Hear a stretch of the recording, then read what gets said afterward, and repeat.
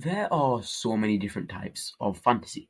High fantasy, dark fantasy, steampunk fantasy, science fantasy, Arthurian fantasy, and even fairy tale fantasy. But then, on the other side, you have trolls, a key species in any piece of fantasy, who arguably have just as many types. For example, we have stone trolls, the more common type in fantasy, but also frost trolls, mountain trolls, woodland trolls, and so many different types.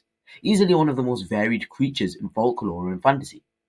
In fact, the only thing we can confidently say is a fact about every type of troll is that they are these ugly humanoid creatures. Most are large and stupid, often similar or paired with other creatures such as goblins or orcs. Some are smart, even smarter than humans and ahead with their technology, and some are straight up terrifying. I'm looking at you, Skyrim Frost Troll. So let's look then at the different types of trolls in fantasy, and start with the most common one, the stone troll, most famously used, as you would expect, in The Lord of the Rings and The Hobbit. So these trolls are large, vicious, and slightly stupid creatures created all the way in the first age of Middle-earth by Morgoth. The general concept, which is a very common occurrence in fantasy, is that while they are able to roam around freely at night under the moon, the moment they are hit with sun, they turn to dust. We see this, of course, in The Hobbit, when the three mountain trolls, about to eat Bilbo and the dwarves, are at the last second turned to stone by the first rays of sunlight. One thing I find particularly weird about these specific trolls, however, is that their names in The Hobbit are quite simply Tom, Bert, and William, because these are three quite normal names in England, though the name Bert does have connotations of a slightly stupid yet large person.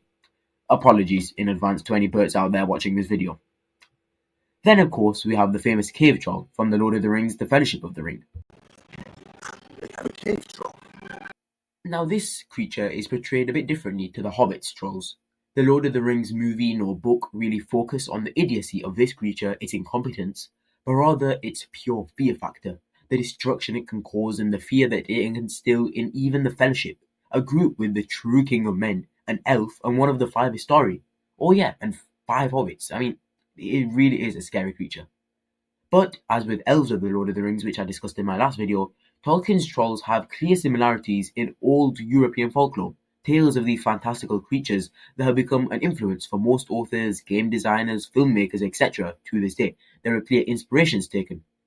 And one birthplace for trolls that was very likely an influence for Tolkien's vision were the trolls of early Scandinavian folklore.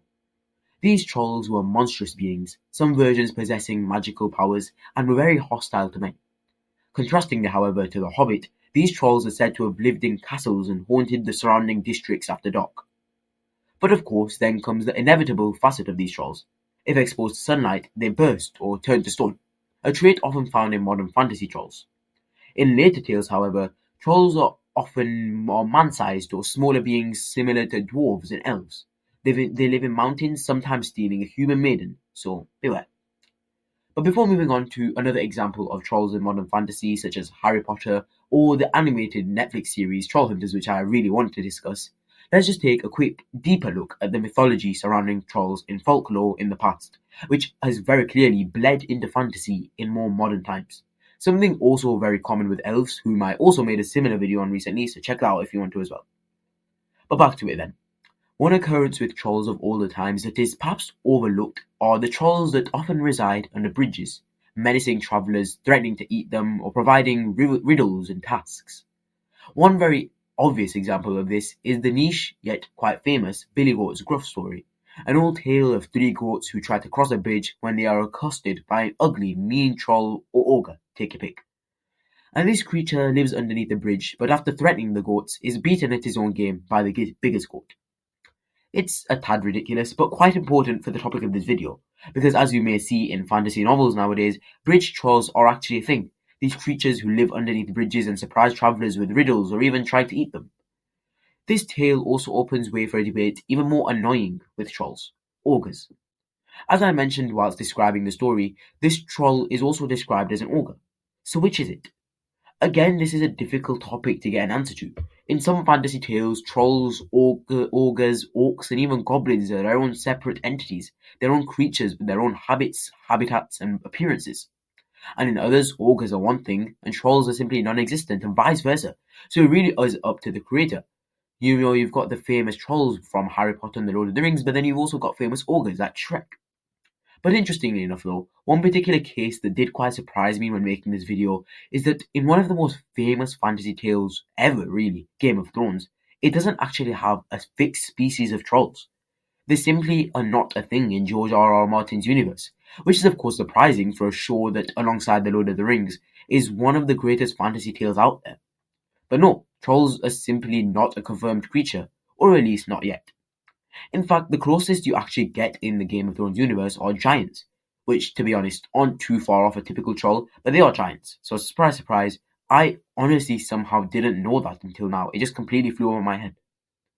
But now then, let's move on and talk about a different type of troll, this time from a video game, and that video game being Skyrim, which, if you've watched my videos in the past, will know that, in my opinion, it is one of the best games ever made. And in Skyrim, we have different types of trolls, but with one very different type of troll, the frost troll. And my god, if you have ever played Skyrim, you know just how unbelievably annoying these trolls are. They are downright impossible to kill before level 20 if you're playing on a normal mode. Or maybe that's just me, I've never been the best at video game combat, or D&D combat for that matter. But back to the point, these trolls are quite different to anything I mentioned before this. Residing exclusively in cold conditions, frost trolls are some of the most brutal foes in Skyrim and have an appearance different to most traditional trolls with multiple eyes. And then you have the normal trolls, which are pure nightmare fuel, like they are ugly as hell. Overall though, if you want a brief overview of trolls in Tamriel, trolls are large, hairy, ape-like creatures with sharp fangs, claws and long powerful arms. These creatures have 3 beady black eyes, their skulls being easily recognized by their 3 eye sockets. Mainly inhabiting forests, trolls can also inhabit caves, ruins, and mountains. Whilst they're not very intelligent, trolls compensate with, well, hugely tough physical prowess and the ability to regenerate health very quickly in the game, which of course makes them very hard to kill at lower levels. Many trolls may display a weakness to fire damage, spells, weapon enchantments, and poison that deal fire damage or raise susceptibility to fire damage, which is literally the only way to kill them with fire. Contrastingly, in Harry Potter, we have trolls who, instead of following in the footsteps of the Lord of the Rings, they give its own interpretation of trolls, with these creatures being absolutely massive beings with this gloopy, sickly complexion and texture to their stone, and, well, they are completely stupid. But now then, onto a different type of troll, completely different to any type of troll we've discussed in this video.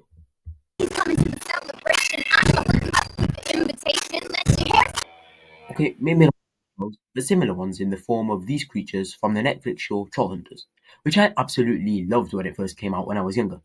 Still one of my favourite animated shows out there, Trollhunters was honestly one of the best Netflix animated shows for a while. And these trolls are essentially quite smart, with their own teeming civilizations underground away from humans. This is quite a unique case due to most trolls in fantasy being spread out across the globe, these rare mini-bosses you have to defeat or turn up to give you a horrible fright 1 second.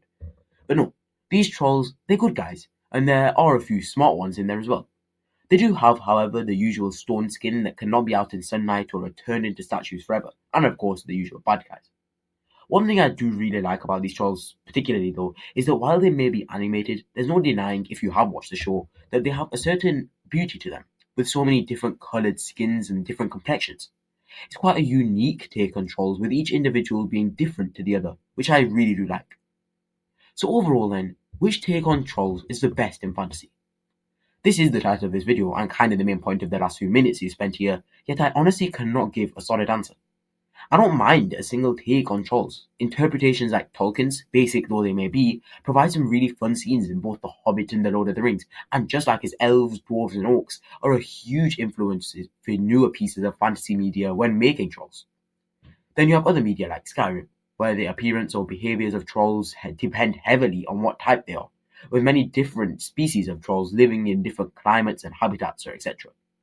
And quite differently to all the rest, you have a show that I of course mentioned. He's coming to the celebration. No, not that one. I'm talking about Trollhunters. And while it may be an animated kids show, and so would of course be quite often overlooked, I do quite like the interpretation that Guillermo del Toro gives us. So overall then, the answer is hard to pinpoint, but it's safe to say that all types of different trolls exist in fantasy, with some even being separated into ogres or giants or orcs. But anyways, that is the end of today's video. Thanks so much for watching. Make sure to comment down below what your favourite interpretation of trolls in fantasy is, and if there's any I missed out on. But that's all for today. Darth Sauron, out.